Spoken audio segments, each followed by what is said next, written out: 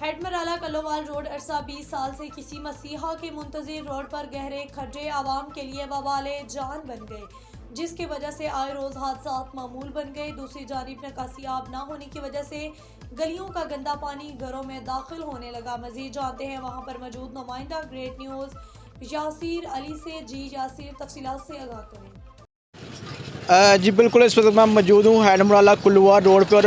अगर बात की जाए कुल्लोवाल रोड की तो कुल्लोवाल रोड अरसा 15-20 साल से खस्ताहाली का शिकार है और जगह जगह गहरे खड्डे होने की वजह से जो कीमती गाड़ियाँ यहाँ से होकर सियालकोट जाती हैं, उन कीमती गाड़ियों का भी ज़िया हो रहा है।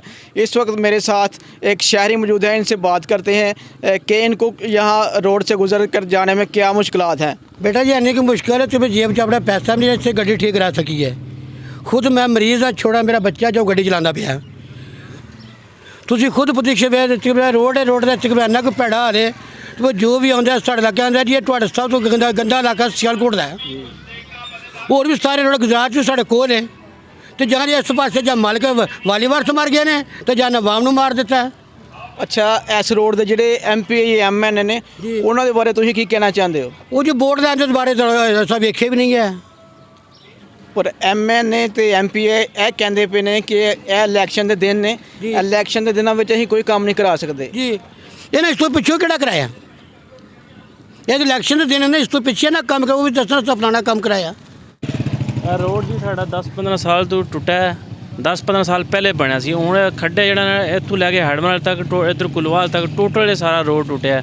ये इंतजामिया कोई इस बारे ना कोई सोच रहा, ना अज तक कोई इत्थे आया है। बहुत बुरे हालात ने। वोट लैन का जो टाइम आता है सारी पार्टियां इत्थे आई जाते हैं। लोग इतनी मुश्किलात का शिकार है। सवारियां आउंदियां ने, बच्चे गिर जाते हैं इत्थे, रोडां रक्शे उत्तों गिर गया, कोई बंदा मोटरसाइकिल ते गिर रहा है। बहुत बुरे हालात ने ते बहुत दर्दमंदाना अपील की जाती है कि इंतजामिया इत्थे आए तो इस रोड के वास्ते कुछ आवाम वास्ते करन। मेहरबानी। अहले इलाका का यही मुतालबा है कि इस रोड को अगर जल्द तमीर किया जा सके। और यहाँ पर जो गैस का मुतालबा है वो भी आवाम के लिए बहुत मुश्किलात पैदा कर रहा है, क्योंकि यहाँ पर गैस की भी बहुत ज़्यादा बंदिश है, जिसकी वजह से आवाम 3 वक्त का जो खाना पकाना होता है उनके लिए भी खाना पकाना मुश्किल हो जाता है। जी।